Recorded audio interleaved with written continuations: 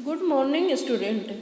आज हम पढ़ेंगे कक्षा 10 के विज्ञान विषय में पाठ 3 धातु अधातु में धात्विकी में धातुओं का निष्कर्षण।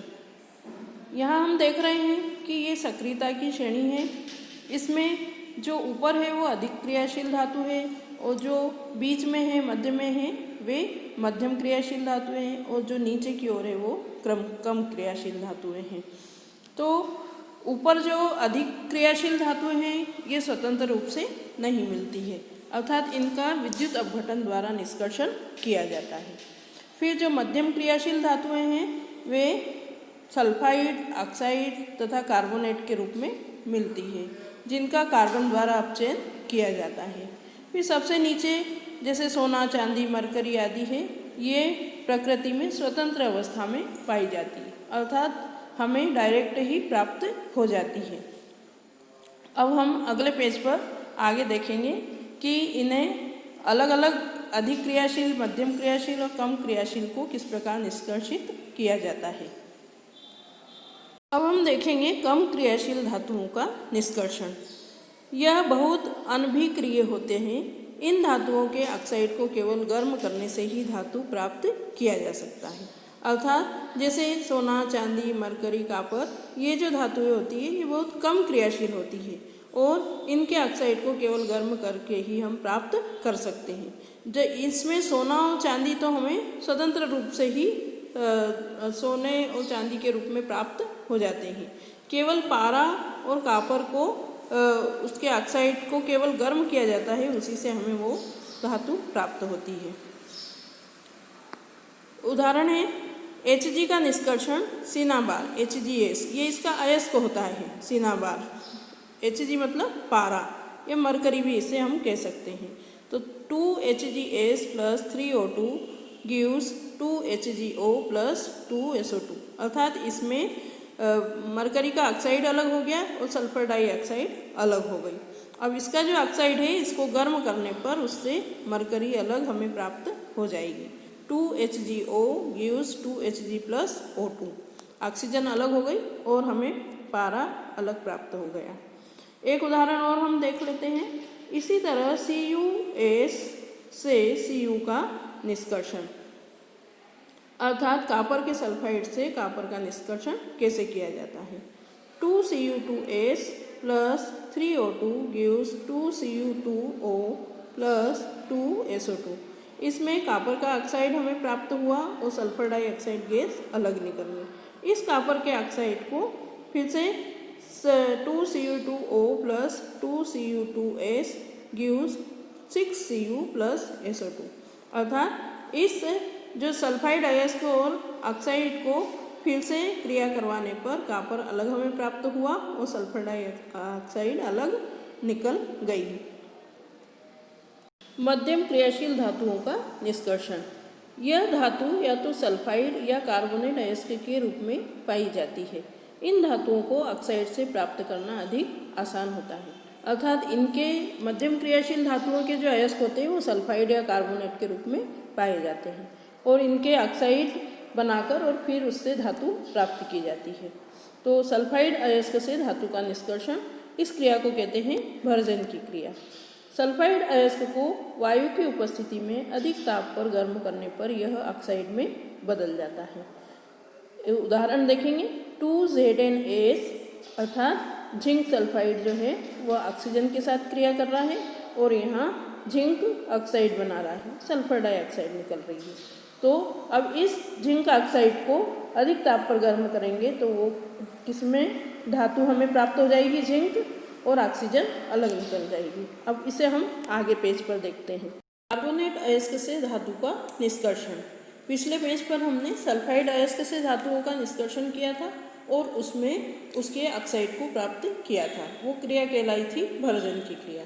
अब हम कार्बोनेट अयस्क से उस धातु का ऑक्साइड प्राप्त करेंगे और ये क्रिया कहलाती है निस्तापन क्रिया। कार्बोनेट अयस्क को वायु की सीमित मात्रा या अनुपस्थिति में अधिक ताप पर गर्म करने पर यह ऑक्साइड में परिवर्तित हो जाता है। उदाहरण से देखेंगे हम इसे।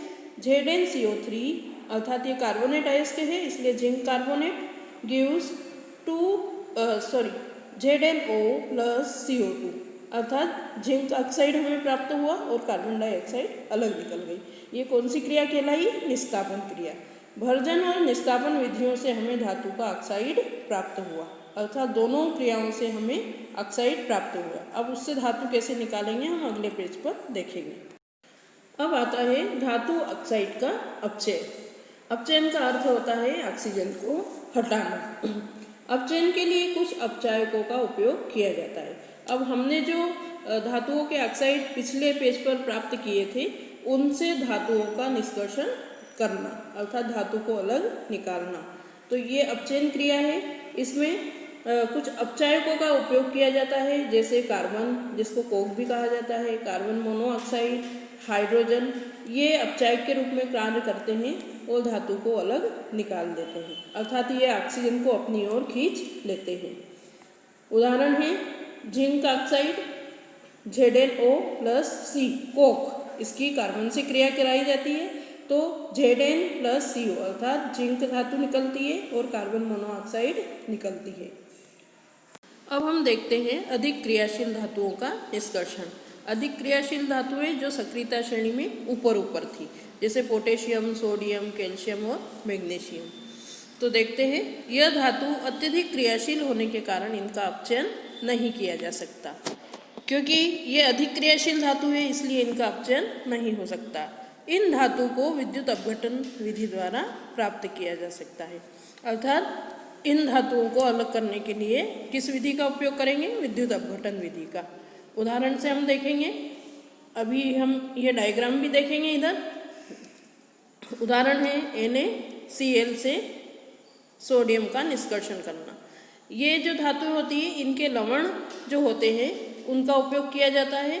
तो ये एक हमने टब लिया है और इसमें NaCl का जलीय विलयन भर दिया गया है। ये जो आपको वाइट नीला दिख रहा है, ये सोडियम क्लोराइड का यहाँ पर जलीय विलयन अर्थात तरल अवस्था में उसको भरा गया है। और धातु कैथोड पर, अर्थात ये कैथोड पर धातु इकट्ठा होगी और जो क्लोरीन होगी वो एनोड पर इकट्ठा होगी। इसको एक सर्किट से जोड़ दिया गया है। तो जैसे ही इसमें विद्युत धारा प्रवाहित होगी तो जो सोडियम है वो कहाँ इकट्ठा होगा? कैथोड पर इकट्ठा होगा, और जो क्लोरीन गैस है वो एनोड पर इकट्ठा होकर बाहर निकल जाएगी और ये जो कैथोड है इस पर सोडियम शुद्ध धातु जमा हो जाएगी। अब हमने जो धातुएं प्राप्त की पिछले पेज पर, उनका परिष्करण या शुद्धिकरण किस प्रकार किया जाता है? क्योंकि उन धातुओं में अशुद्धियाँ होती है जिनको उस धातु से अलग हटाने की क्रिया। धातुओं से अपद्रव्य को हटाने के लिए सबसे अधिक उपयोगी विधि विद्युत अपघटनी परिष्करण होती है, अर्थात ये कौन सी विधि कहलाएगी? विद्युत अपघटनी परिष्करण विधि। तो इसको हम चित्र में भी देखेंगे कि जब विद्युत धारा प्रवाहित होगी तो अशुद्ध धातु अपघट्य में घुलने लगेगा। पहले हम चित्र को देख लेते हैं। एक टब है, इसमें हमने कॉपर सल्फेट का विलयन भरा हुआ है, जलीय विलयन इसमें भरा गया है। और कैथोड पर जो शुद्ध धातु की अर्थात कॉपर सल्फेट, हम कॉपर का परिष्करण कर रहे हैं तांबे का, तो इसलिए कैथोड पर जो है वो शुद्ध धातु की हम राड लगाएंगे, कैथोड लगाएंगे। और एनोड ये अशुद्ध जिससे हमको कॉपर को अलग करना है, वह धातु की छड़ यहाँ पर लगेगी।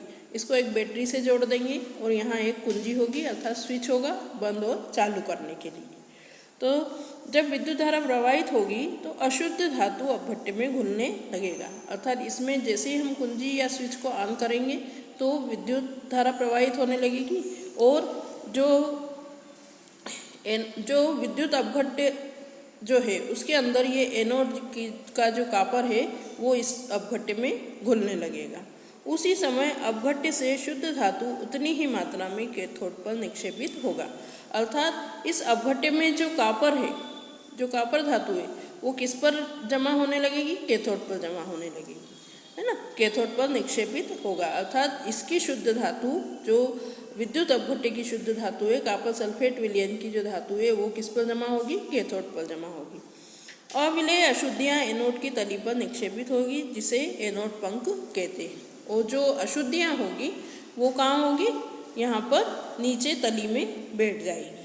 अब जो कॉपर धातु है वो अपने अंदर से दो इलेक्ट्रॉन को अलग कर देगा और वो इलेक्ट्रॉन इस एनोड से होकर कैथोड में जाएगा और कैथोड पर जो कॉपर धातु इकट्ठा होगी वो उससे क्रिया करके कॉपर धातु को बनाएगा। इसे हम इस अभिक्रिया से देखेंगे कि जो Cu गिव्स Cu2 अर्थात 2 इलेक्ट्रॉन इसने दिए हैं, है ना। तो और ये कहाँ जमा हुए? एनोड पर, और कैथोड पर Cu2 अर्थात ये जो एनोड से ये इलेक्ट्रॉन कहाँ चले गए? कैथोड पर, और हमें कैसी धातु प्राप्त हुई? शुद्ध कॉपर धातु प्राप्त हो गई। अब हम देखते हैं संक्षारण अथवा जंग लगना।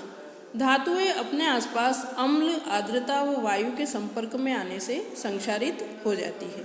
अर्थात जो धातुएं जो होती है वो वायु के संपर्क में आने से, आर्द्रता अर्थात नमी के संपर्क में आने से या अम्ल के संपर्क में आने से संक्षारित होती है, अर्थात उन पर जंग लगता है या वो काली पड़ने लग जाती है, अर्थात धीरे धीरे वो नष्ट होने लग जाती है और ख़त्म हो जाती है। तो हम इसे उदाहरण से देखते हैं कि सिल्वर वायु की उपस्थिति में काला हो जाता है। सिल्वर अर्थात जो चांदी धातु होती है वो वायु की उपस्थिति में कैसी हो जाती है? काली पड़ जाती है। कॉपर आर्द्र CO2 के साथ अभिक्रिया करके हरे रंग का कॉपर कार्बोनेट बना लेता है, अर्थात कॉपर या तांबे के जो बर्तन होते हैं या अन्य कोई उपकरण होते हैं तो वे कार्बन डाइऑक्साइड के साथ अभिक्रिया करके हरे रंग का कॉपर कार्बोनेट बनाते हैं और जिससे वो धातु धीरे धीरे संक्षारित होकर नष्ट हो जाती है। लोहा आर्द्र वायु के संपर्क में आने पर सतह पर भूरे रंग की परत बनाता है, अर्थात लोहा जो है वायु के संपर्क में आता है और वायु में जो जल वाष्प उपस्थित होती है तो वो नमी का कार्य करती है और वो उस लोहे पर भूरे रंग की परत बना लेता है और धीरे धीरे वो जंग लगकर नष्ट हो जाता है। अब हम देखते हैं संक्षारण से सुरक्षा, अर्थात धातुएं जो नष्ट हो रही है उसे किस प्रकार बचाया जाए। धातुओं को संक्षारण से बचाने के लिए विभिन्न विधियां अपनाई जाती है, जैसे पेंट करना, तेल लगाना, यशद लेपन, क्रोमियम लेपन, एनोडीकरण या मिश्र धातु बनाकर। पेंट करना अर्थात हम उस पर कलर या पेंट वार्निश कर देते हैं जिससे धातु संक्षारित होने से बच जाती है, अर्थात उनका वायु से संपर्क टूट जाता है। तेल लगाना या ग्रीस लगाना भी, इससे भी वायु का संपर्क टूट जाता है और धातुएं बच जाती है। यशद लेपन, इसमें यशद लेपन अर्थात इसे हम विस्तार से देखते हैं नीचे। यशद लेपन लोहे व इस्पात को जंग से बचाने के लिए उस पर जिंक की परत चढ़ाई जाती है। जिंक अर्थात जस्ते की परत उस पर चढ़ाई जाती है। इस प्रक्रम को क्या कहा जाता है? यशद लेपन। अर्थात आपने देखा होगा कि साइकिल के जो हैंडल होते हैं, है ना, तो उस पर इसकी परत चढ़ा दी जाती है, तो वो चमकीले होते हैं और वायु से, नमी से उसका संपर्क टूट जाता है और वो संक्षारित होने से बच जाती है।